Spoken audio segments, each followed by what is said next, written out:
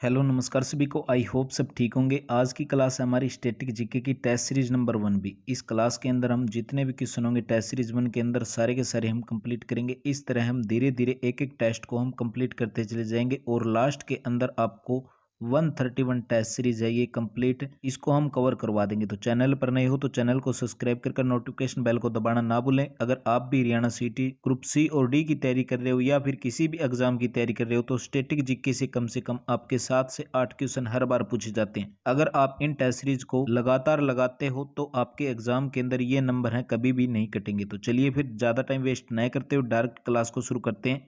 Question number 1 देखो भी, संयुक्त राष्ट्र सुरक्षा परिषद के 5 स्थायी सदस्य के हैं और लास्ट के अंदर कमेंट करके बताना भी आपके इस क्लास से कितने क्वेश्चन है ठीक हो रहे हैं। अगर स्थायी सदस्य की हम बात करें तो हमारा राइट आंसर ऑप्शन नंबर 3 बिल्कुल करेक्ट हो जाता है। चीन, फ्रांस, रूस, ब्रिटेन और यूएसए। अब हम बात कर लेते हैं संयुक्त राष्ट्र की। संयुक्त राष्ट्र की अक्सर एग्जाम के अंदर स्थापना पूछ ली जाती है। तो 24 अक्टूबर 1945 को भी 24 अक्टूबर 1945 को इसकी स्थापना होती है। अगर हम बात करें सुरक्षा परिषद है ना, ये संयुक्त राष्ट्र का ही अंग है। अगर हम यहीं पर थोड़ा सा और डिटेल के अंदर जाएं, संयुक्त राष्ट्र के कई बार अंग पूछ लिए जाते हैं, कितने हैं। अगर हम बात करें तो महासभा, सुरक्षा परिषद, आर्थिक और सामाजिक परिषद, अंतर्राष्ट्रीय न्यायालय और सचिवालय। ये इंपॉर्टेंट हो जाते हैं डाटा, आपके अक्सर एग्जाम के अंदर पूछ लिया जाता है। भी नेक्स्ट क्वेश्चन है, इसके अंदर बताना है भी कौन सा जोड़ा है वो सही सुमेलित नहीं है।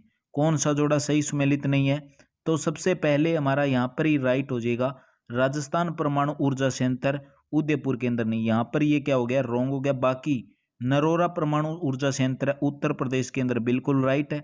कल्पकम परमाणु ऊर्जा संयंत्र तमिलनाडु के अंदर है। कैगा परमाणु ऊर्जा संयंत्र है वो भी कर्नाटक के अंदर है। और इंपॉर्टेंट क्वेश्चन जो बने उनको भी कवर कर लेते हैं। जैसे कि अगर बात करें, अगर पूछ ले विश्व के अंदर पहला परमाणु बिजली घर कहाँ पर स्थापित किया गया, विश्व के अंदर परमाणु बिजली घर की अगर बात करें रूस देश के अंदर, कहाँ पर भी रूस के अंदर विश्व के अंदर पहला परमाणु बिजली घर स्थापित किया गया। अगर हम यहीं पर बात करें नाभिकीय रिएक्टर हो या नाभिकीय विखंडन हो, इनसे अक्सर एग्जाम के अंदर क्वेश्चन पूछ लिया जाता है। तो नाभिकीय रिएक्टर होता है वो नियंत्रण करता है किसका, नाभिकीय विखंडन सिद्धांत पर ही कार्य करता है। नेक्स्ट क्वेश्चन देखिए, क्वेश्चन नंबर 3 भी, सदीर किस नृत्य शैली का प्राचीन नाम है? सदीर किस नृत्य शैली का प्राचीन नाम है? राइट आंसर हो जाएगा भी ऑप्शन नंबर 3 बिल्कुल राइट। भरतनाट्यम नृत्य शैली का प्राचीन नाम क्या हो जाएगा? सदीर। अगर हम यहीं पर बात करें, भरतनाट्यम है, पूछ लिया जाता है किस राज्य का शास्त्रीय नृत्य है।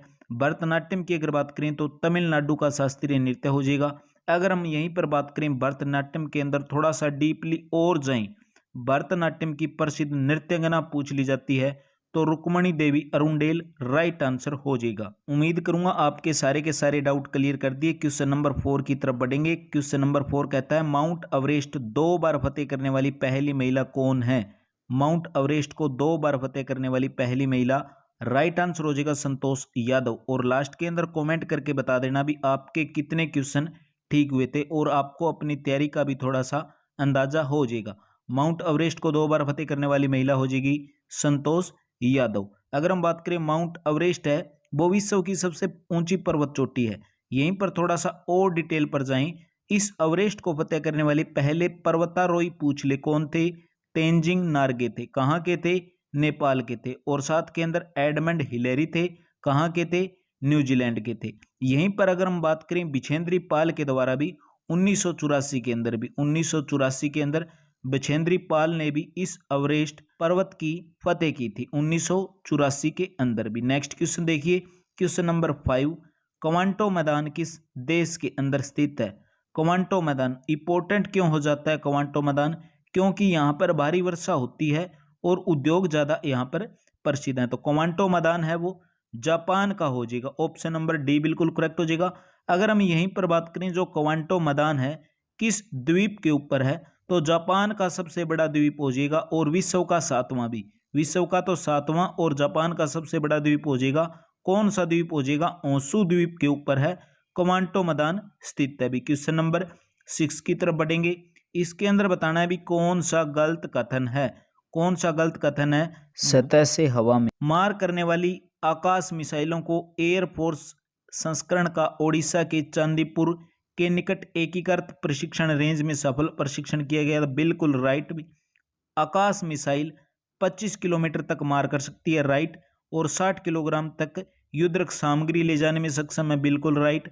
आकाश का सैन्य संस्करण वर्ष 2008 के अंदर सेना में शामिल था। तो चारों के चारों हैं ऑप्शन करेक्ट हो जाएंगे भी, कोई भी असत्य नहीं है। नेक्स्ट क्वेश्चन देखिए, क्वेश्चन नंबर 7 क्या कहता है। क्वेश्चन नंबर 7 कहता है इसके अंदर सुमेलित करना है कौन सा डाटा सही होगा। जैसे कि अगर बात करें 29 दिसंबर को अंतर्राष्ट्रीय शिक्षा दिवस नहीं मनाया जाता।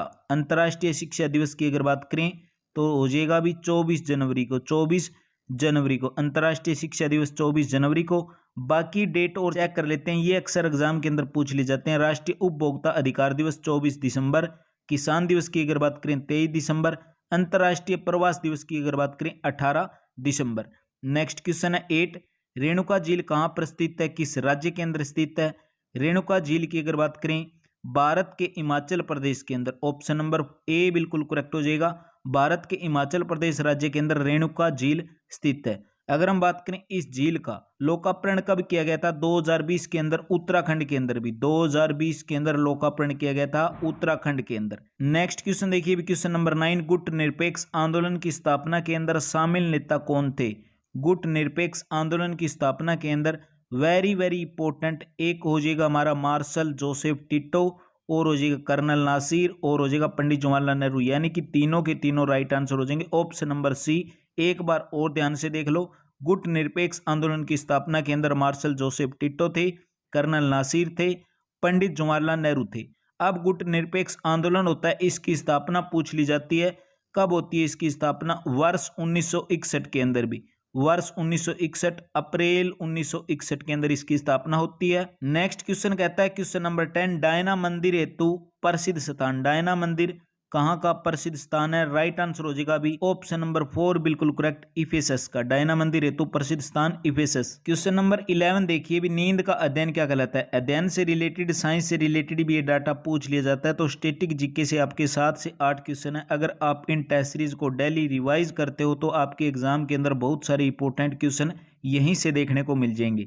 नींद का अध्ययन क्या कहलाता है, हिप्नोलॉजी कहलाता है। ऑप्शन नंबर 1 बिल्कुल राइट हो जाएगा।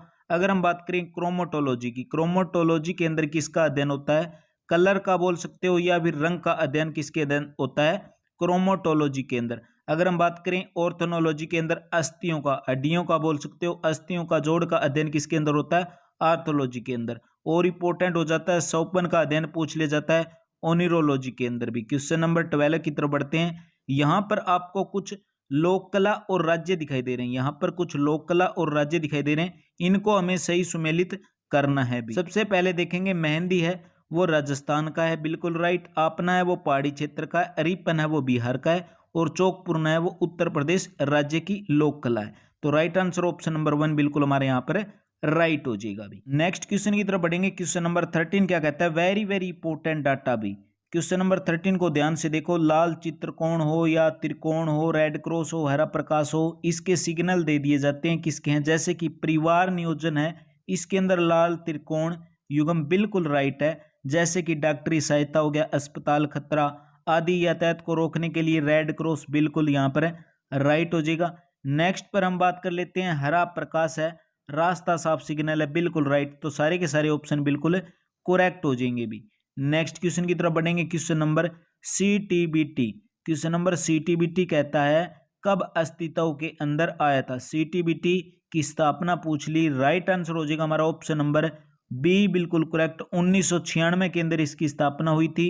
अगर हम यहीं पर बात करें, इसकी स्थापना या इसका संगठन CTBT का कहाँ पर है, तो ऑस्ट्रेलिया की राजधानी है वियना के अंदर स्थित है। ऑस्ट्रेलिया की राजधानी वियना के अंदर स्थित है। अगर हम बात करें यहीं पर टोटल कितने देशों ने यहाँ पर साइन कर दिए, 183 देशों के द्वारा इस संधि पर हस्ताक्षर कर दिए गए हैं अभी। क्वेश्चन नंबर 15 की तरफ बढ़ेंगे। डायोंचेक येडिंग एयरपोर्ट कहाँ पर स्थित है। डायोंचेक येडिंग एयरपोर्ट कहाँ पर स्थित है, राइट आंसर हो जाएगा हमारा ऑप्शन नंबर डी बिल्कुल करेक्ट, तिब्बत के अंदर भी। अगर हम इसकी ऊंचाई की बात करें 4411 भी 4411 मीटर इसकी ऊंचाई हो जाएगी। क्वेश्चन नंबर 16 की तरफ बढ़ेंगे। लास्ट सफर किसके द्वारा चित्रित किया गया था। वेरी वेरी इंपॉर्टेंट क्वेश्चन पुस्तकों से रिलेटेड या चित्रकला से रिलेटेड पूछ लिए जाते हैं। लास्ट सफर पूछा है, किसके द्वारा चित्रित किया गया था? राइट आंसर हो जाएगा हमारा Leonardo da Vinci. Option number B बिल्कुल करेक्ट हो जाएगा। लास्ट सफर पूछ लिया। अगर माइकल एंजेलो के बारे में पढ़ें तो ये कहाँ के चित्रकार थे? इतालवी मूर्तिकार एक चित्रकार थे। नेक्स्ट पर बात कर लेते हैं पाब्लो पिकासो। पाब्लो पिकासो की अगर बात करें तो स्पेन के प्रसिद्ध चित्रकार थे, स्पेन के। अगर हम बात करें यहीं पर रिम्बोट की अगर बात करें तो नीदरलैंड के चित्रकार थे। क्वेश्चन नंबर 17 कहता है ऊंटों का जो प्रसिद्ध व्यापार किस वार्षिक मेले का हिस्सा है? ऊंटों का प्रसिद्ध व्यापार किस वार्षिक मेले का है? तो पुष्कर का मेला लगता है राजस्थान के अंदर।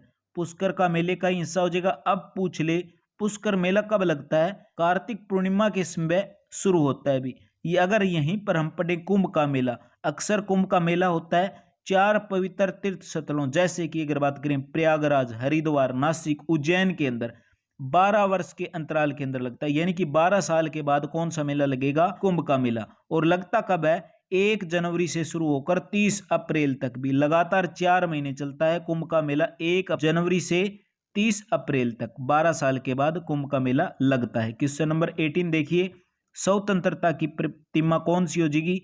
Statue of liberty. पूछ लिया कहां पर स्थित है? स्टेच्यू ऑफ लिबर्टी कहां पर स्थित हो जाएगी? राइट आंसर हो जाएगा न्यूयॉर्क के अंदर। ऑप्शन नंबर डी बिल्कुल राइट हो जाएगा। अगर हम यहीं पर बात करें फ्रांस के द्वारा अमेरिका को यह प्रतिमा थी वो उपहार के अंदर दिया गया था। कौन सी? Statue of liberty. अगर हम यहीं पर थोड़ा डिटेल के अंदर जाएं तो यूनेस्को के द्वारा 1984 के अंदर भी 1984 के अंदर यूनेस्को ने इसे विश्व विरासत स्थल के रूप में घोषित कर दिया था। अभी क्वेश्चन नंबर 19 देखिए जापान की राष्ट्रीय पोशाक कौन सी है? जापान की राष्ट्रीय पोशाक कौन सी हो जाएगी? Right answer option number D kimono. भी ऑप्शन नंबर डी बिल्कुल करेक्ट हो जाएगा। नेक्स्ट क्वेश्चन है क्वेश्चन नंबर 20 में जीसस क्राइस्ट की सबसे बड़ी मूर्ति कहां पर है? जीसस क्राइस्ट की सबसे बड़ी मूर्ति कहां पर स्थित है? राइट आंसर हो जाएगा हमारा ऑप्शन नंबर ए बिल्कुल करेक्ट। भी ब्राजील के अंदर स्थित है। आज की क्लास के अंदर आपको टॉप 20 क्वेश्चन कराए। आप कमेंट बॉक्स के अंदर कमेंट करके बताना भी आपके इस क्लास से कितने क्वेश्चन ठीक थे और क्लास कैसी लगी। कमेंट बॉक्स के अंदर अपनी प्रतिक्रिया जरूर दें। क्लास को ज्यादा से ज्यादा लाइक और शेयर करें। आपका ही एक लाइक एक शेयर हर बार नेक्स्ट वीडियो के लिए बहुत सारा मोटिवेशन देता है। मिलते हैं नेक्स्ट वीडियो के अंदर। नेक्स्ट टेस्ट सीरीज भी आपको इसी यूट्यूब चैनल पर देखने को मिल जाएगी।